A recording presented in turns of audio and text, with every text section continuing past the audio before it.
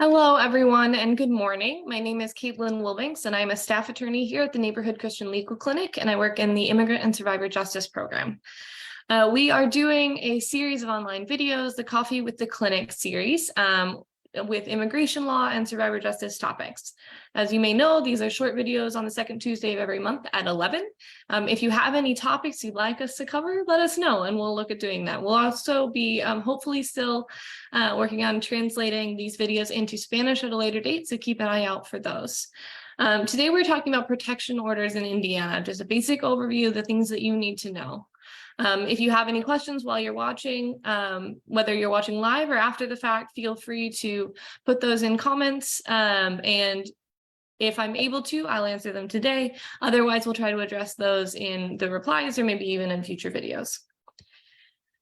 So just to get started and to let everyone know, this presentation is intended as sort of a public-facing legal education workshop. It's for general information. I am not giving specific legal advice.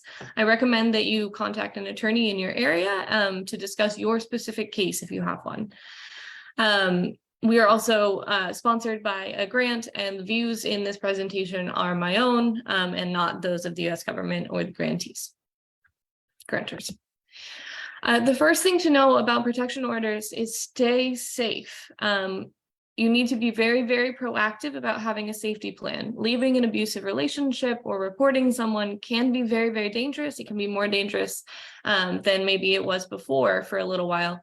So do your best to be proactive about that, finding somewhere safe that you can go, asking for help as you need it, making sure that you're not running in without a plan. There are resources throughout Indiana if you feel unsafe. One of the best ones would be the Indiana Coalition Against Domestic Violence. I've given you the link, icadvinc.org. This is a great way to find out what resources there are throughout the state. And there's also the Julian Center. The physical location is here in Indianapolis, and they're a wonderful resource for connecting you with like wraparound services beyond protection order filing or shelter. You can also call 911. If you are in an emergency, call and ask for help. Police have victims advocates on staff to assist. They won't be able to do everything for you, but they should help you to get started on the right path if you need assistance and safety. So what is a protection order? This is an order from a judge that forbids the respondent or the abuser from contacting the petitioner, the person who is seeking protection. This is a civil order. It is not a criminal matter, but there can be criminal consequences if the abuser, if the respondent, the person you're asking for protection against, if they violate that, they can face criminal consequences. And this is different from what's called a no contact order. Many people mix them up, but a no contact order is part of a criminal case. And a no contact order is sort of managed and held by the judge. So unlike a protection order, if you want to drop a no contact order, you have to ask the judge to drop it. You can sometimes have both a protection order civilly and a criminal no contact order at the same time. And please note that not everyone is going to qualify for a protection order, not every relationship situation.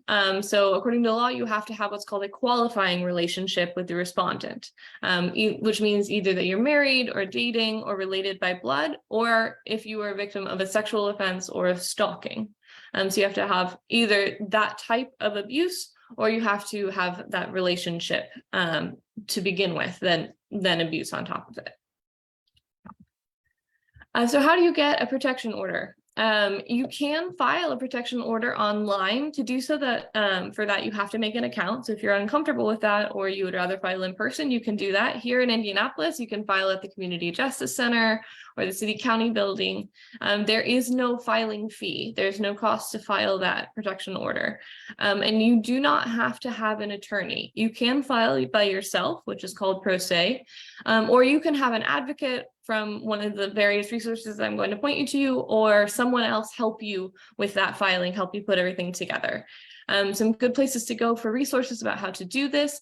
Indy.gov has a section called File a Protective Order where they explain all of that, or you can go directly to the court's website, indianacourts.gov, courts.indiana.gov, and then go to those miscellaneous letters.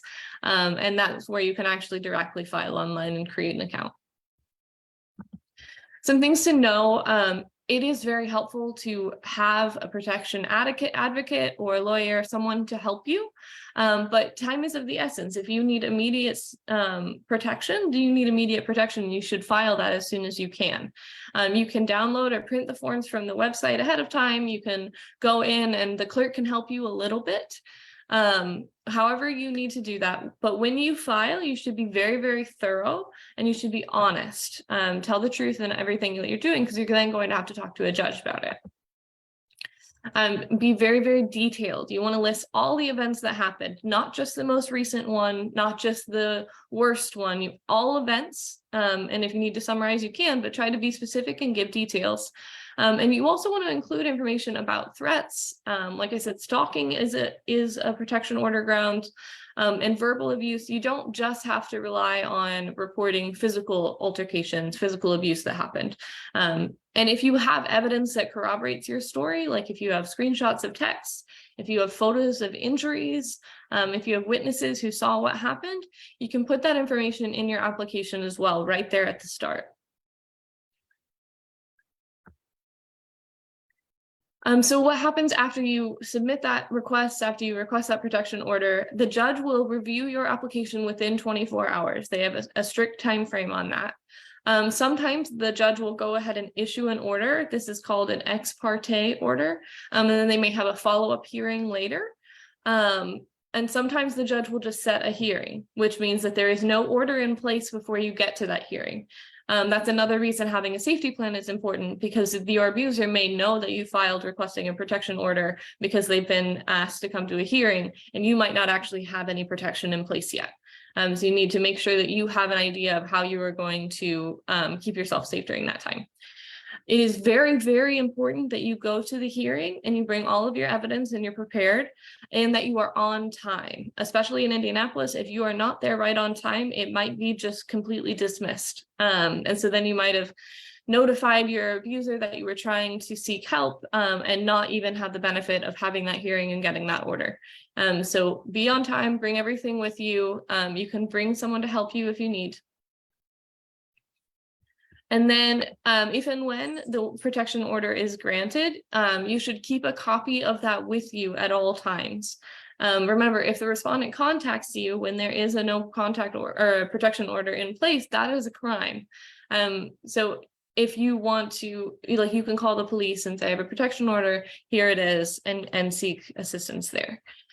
And if you want to end the protection order, there are no criminal consequences for you breaking it necessarily, but if you want it to be ended, you can contact the court that granted it. You are allowed to drop it. You have that power.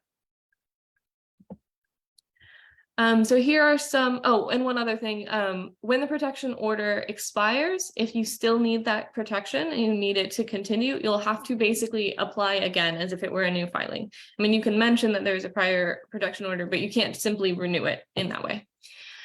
And so here are various resources. I highly recommend you look to them. We've got the Indiana Legal Help has a wonderful protection order page with lots of information. Again, the Indiana Coalition Against Domestic Violence can point you to all sorts of resources throughout the state.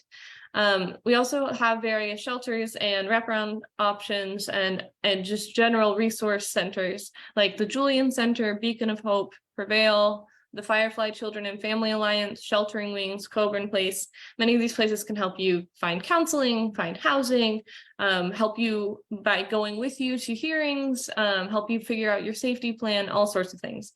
So there is help available if you seek it. There's also, I can't speak to all of them, but most of these at least have a decent number of languages. Many organizations have Spanish speakers on staff. So you reach out and ask for that help as you need it. I have not gotten any questions yet, so we're going to go ahead and wrap up.